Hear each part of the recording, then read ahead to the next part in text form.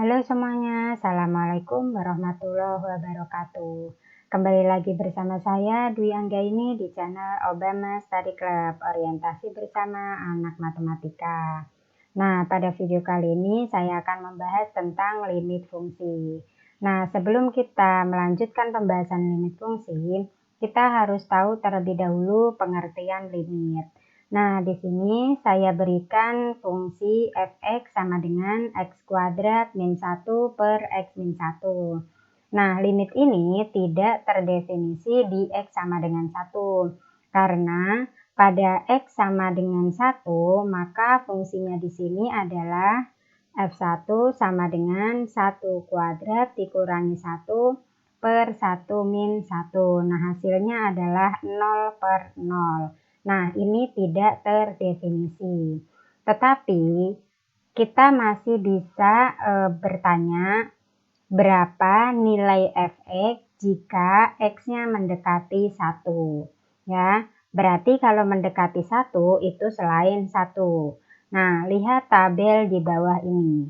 Nah, di sini saya ambil x-nya adalah bilangan yang mendekati 1. 0,9, 0,99, 0,999, 0,9999 sampai mendekati 1. Nah, ini untuk x dari sebelah kiri. Nah, untuk yang sebelah kanan saya ambil adalah 1,0001, kemudian 1,001, 1,01 sampai 1,1. Nah, kemudian jika x-nya disubstitusikan ke fungsi, nah di sini berarti f 0,9 sama dengan 0,9 kuadrat dikurangi 1 per 0,9 dikurang 1. Nah, ini hasilnya adalah 1,9.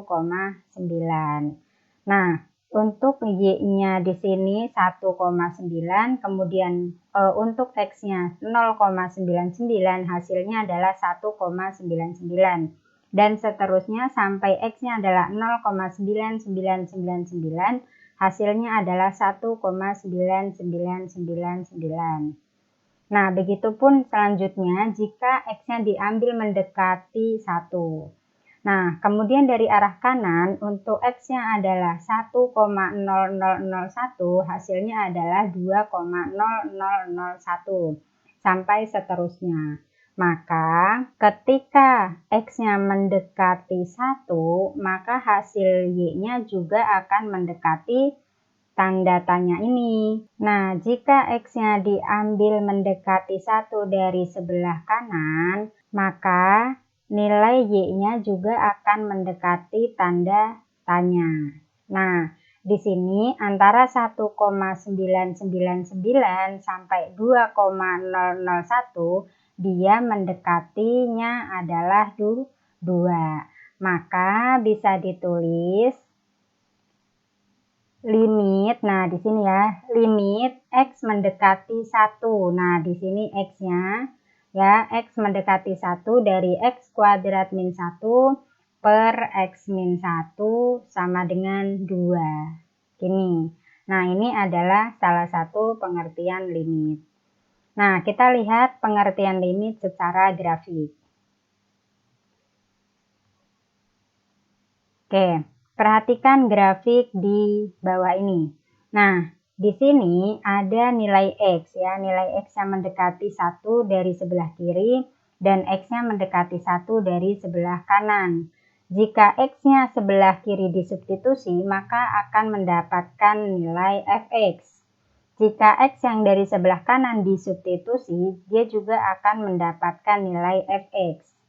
Maka nilai f(x) dari x sebelah kanan dan juga x sebelah kiri ini akan mendekati 2. Maka bisa ditulis limit x mendekati 1 dari x kuadrat min 1 per x min 1 sama dengan 2. Jadi kita lihat definisi limit secara intuisi, yaitu untuk mengatakan bahwa limit x mendekati c dari f(x) sama dengan L, berarti bahwa jika x dekat tetapi berlainan dari C, maka fx dekat ke L.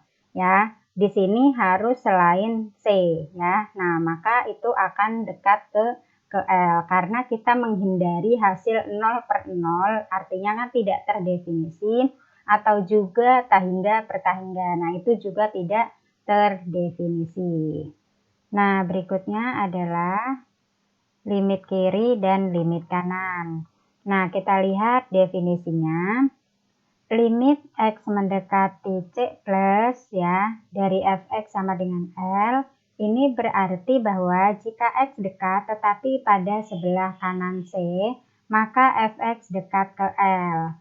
Nah, jika limit X mendekati C min dari fx sama dengan L, maka jika X dekat tetapi pada sebelah kiri C, maka fx dekat ke L.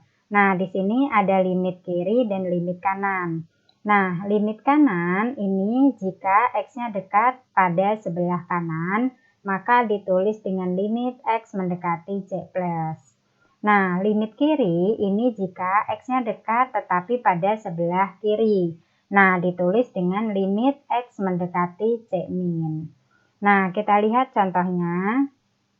Di sini ada fungsi fx. Nah, jika X-nya kurang dari 2, maka akan bernilai 2. Jika X-nya lebih dari 2, maka akan bernilai 1. Nah, kita lihat grafiknya. Di sini ada X kurang dari sama dengan 2. Ya. Nah, ini akan bernilai 2. Kemudian, dia akan lebih dari 2, maka akan bernilai 1. Nah, maka hasil limitnya adalah bisa limit kiri dan juga limit kanan. Nah, kalau limit kiri berarti limit X mendekati 2 min. Karena tadi patokannya adalah 2. Ya, jadi limit X mendekati 2 min dari fx. Nah, ini nilainya adalah 2. Nah, kemudian limit kanannya maka ditulis dengan limit X mendekati 2 plus dari fx sama dengan 1. Nah, kemudian limit X mendekati 2 dari fx itu tidak ada. Kenapa tidak ada? Karena nilai dari limit kiri dan limit kanannya ini tidak sama dengan. Maka limit X mendekati C-nya tidak ada. Nah, definisinya seperti ini. Limit X mendekati C dari fx sama dengan L jika dan hanya jika limit X mendekati C plus dari fx sama dengan L dan limit X mendekati C min fx sama dengan L. Artinya limit kanan dan juga limit kirinya harus sama, maka nilai limit X mendekati C-nya juga akan bernilai L. Seperti itu.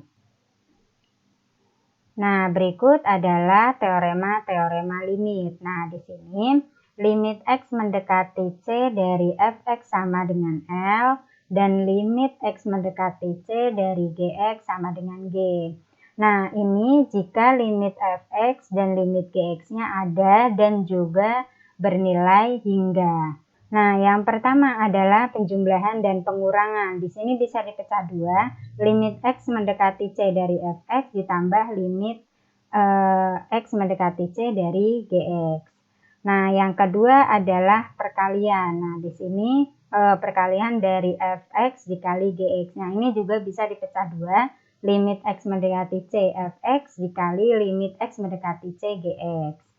Nah, kemudian yang ketiga adalah pembagian, limit fx dibagi Gx. Nah, ini bisa limit fx dibagi limit Gx dengan syarat bahwa G-nya ini tidak sama dengan 0. Nah, kemudian limit X mendekati C dari fx dipangkatkan N. Nah, ini bisa dilimitkan terlebih dahulu, kemudian dipangkatkan N. Nah, N-nya adalah bilangan bulat positif. Kemudian yang kelima adalah limit dalam bentuk akar. Nah, di sini ada syarat N-nya genap, nah L-nya itu akan bernilai positif. Nah, berikutnya adalah cara menghitung limit. Nah, cara menghitung limit di sini yang saya bahas ada 3. Nah, yang pertama adalah substitusi. Nah, lihat contohnya. Soal yang pertama adalah limit X mendekati 1 dari X min 1 per X. Nah, di sini kita bisa pecah seperti teorema limit yang sebelumnya. Limit X mendekati 1 dari X min 1 ya. Kemudian dibagi dengan limit X mendekati 1 dari X. Nah, oke. Kita substitusikan sekarang, berarti X-nya diganti dengan 1, berarti 1 dikurang 1 per X-nya diganti 1, berarti hasilnya 1. Maka di sini 0 per 1. Nah, apakah ini boleh? Boleh, karena di sini hasilnya bukan 0 per 0. 0 per 1 ini hasilnya adalah 0. Oke. Nah, contoh yang kedua adalah limit X mendekati 1 dari 3X plus 5 per 4X min 2. Nah, ini boleh langsung disubstitusi atau dipecah seperti ini. Nah, sekarang saya coba langsung substitusi, berarti 3 dikali 1 ditambah 5 per 4 dikali 1 dikurang 2. Nah, maka hasilnya di sini adalah 8 per 2. Hasilnya adalah 4. Oke.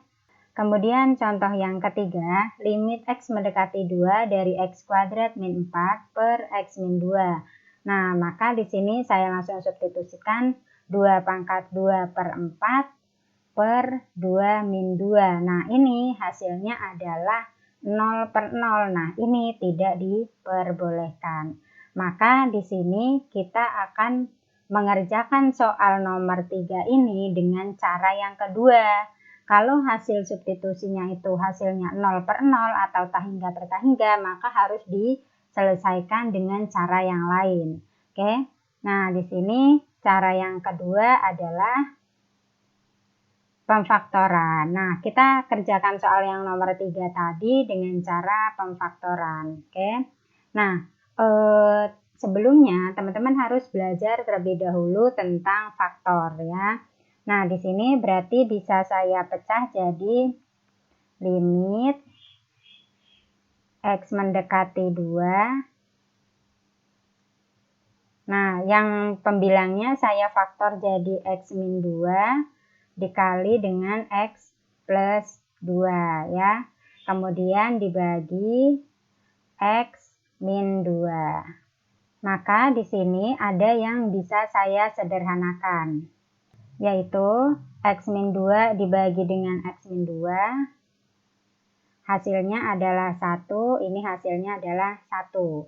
Maka di sini jadinya limit X mendekati 2 dari X plus 2 ya. Maka kalau sudah kita sederhanakan, boleh kita langsung substitusikan, berarti X-nya diganti dengan 2, maka hasilnya 2 ditambah 2 sama dengan 4. Nah, ini hasil dari limit X mendekati 2 dari X kuadrat min 4 per X min 2. Nah, soal yang kedua adalah limit X mendekati 0 dari X kuadrat ditambah X per 4X. Nah, ini juga akan kita faktorkan. Ini kalau disubstitusi hasilnya adalah 0 per 0, maka kita harus menggunakan alternatif yang lain. Nah, di sini kita faktorkan X kuadrat plus X, berarti kita tulis dulu limitnya. Limit X mendekati 0, dari X-nya kita faktor terlebih dahulu, berarti di sini X plus 1. Ya, X-nya dikeluarkan salah satu, kemudian di sini adalah 4X. Nah, maka di sini bisa kita sederhanakan. Nah, di sini X-nya kita coret, berarti di sini 1, di sini 1.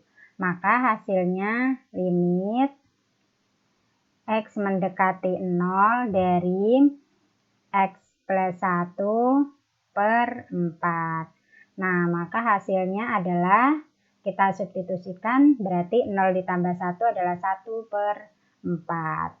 Begitu. Nah, berikutnya adalah perkalian sekawan. Kita lihat contohnya. Limit X mendekati 3 dari akar 2X plus 3 dikurang 3 per X kuadrat min 9. Nah, kita akan selesaikan ini dengan perkalian sekawan.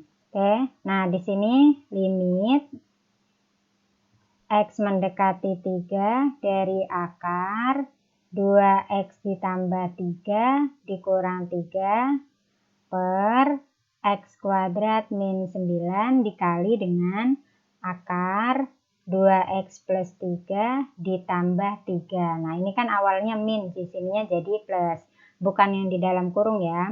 Nah kemudian per akar 2X ditambah 3 plus 3. Nah ini hasilnya itu 1, maka tidak akan pernah merubah nilai dari soalnya. Nah sekarang kita akan kalikan pembilangnya dengan menggunakan teorema A min B ya, dikali dengan A plus B, maka hasilnya adalah A kuadrat min B kuadrat. Nah, kita akan gunakan ini.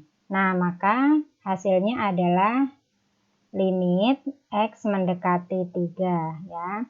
Dari, nah A-nya adalah akar 2X plus 3 dan B-nya adalah 3.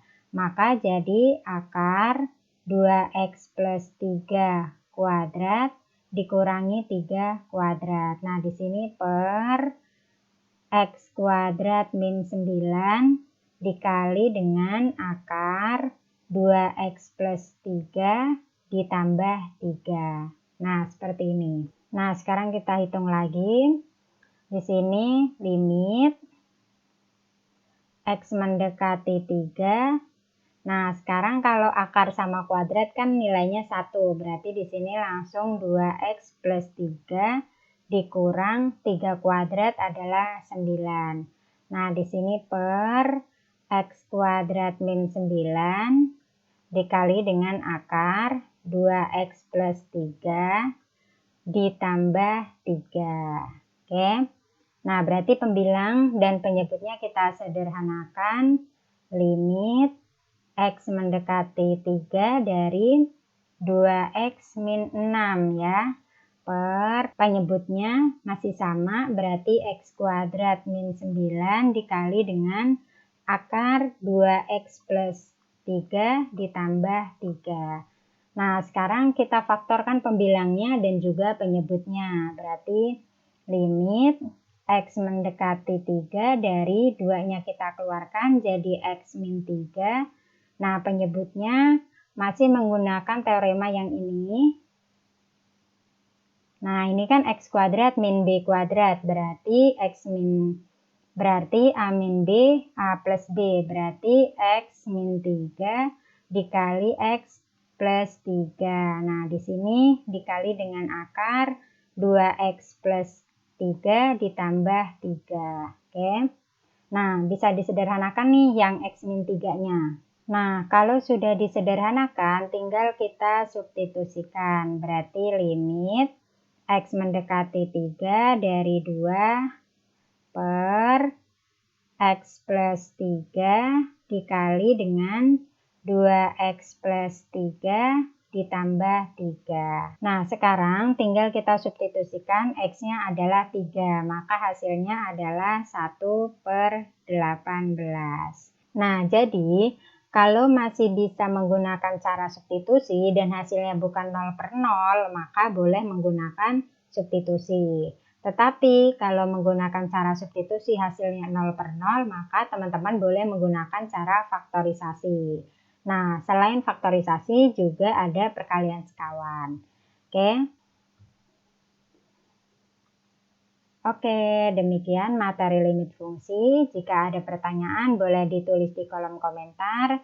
Jangan lupa di-subscribe dan bunyikan loncengnya agar teman-teman tidak ketinggalan materi dari saya. Terima kasih. Wassalamualaikum warahmatullahi wabarakatuh.